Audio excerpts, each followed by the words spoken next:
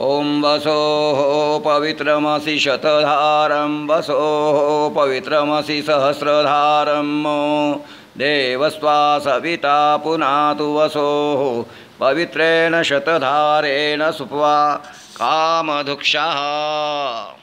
ले इसको लगा।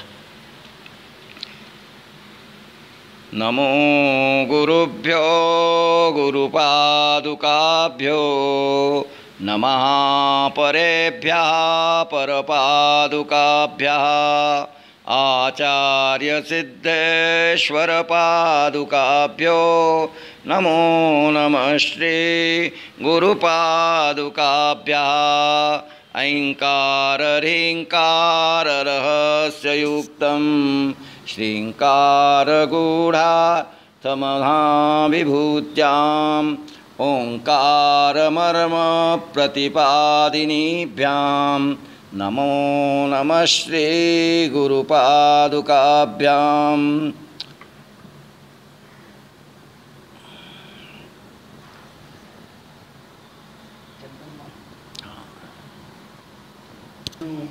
गुरुर्देवो महेश्वरा गुरु साक्षात् परब्रह्म तस्मै श्री गुरुवे नमः। खण्डमण्डलाकारं व्याप्तं येन चराचरं तत्पदं दर्शितं येन तस्मै श्री गुरुवे नमः। अज्ञानतिमिरान्धस्य ज्ञानाञ्जनशलाकया चक्षुरुन्मीलितं येन तस्मै श्री गुरुवे नमः।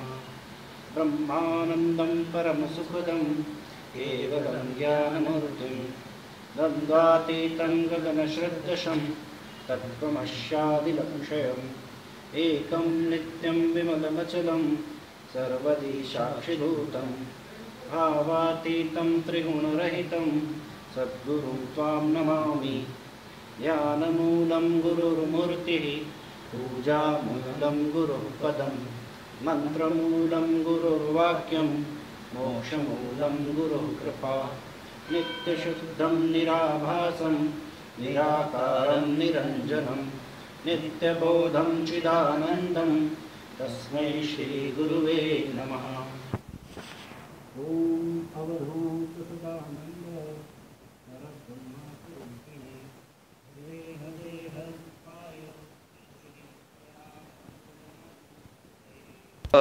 सहस्रमूर्तये सहस्रपादाक्षिशिरोरुबाहवे सहस्रनाम्ने पुरुषाय शाश्वते सहस्रकोटियुगधारिणे नमः।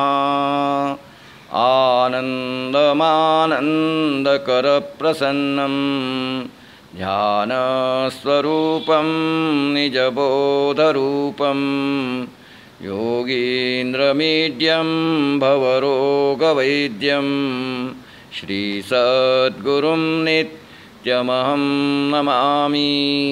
कायेन वाचा मनसेन्द्रियैर्वा बुद्ध्यात्मना वा प्रकृते स्वभावात् करोमि यद्यत् सकलं परस्मै नारायणायेति समर्पयामि।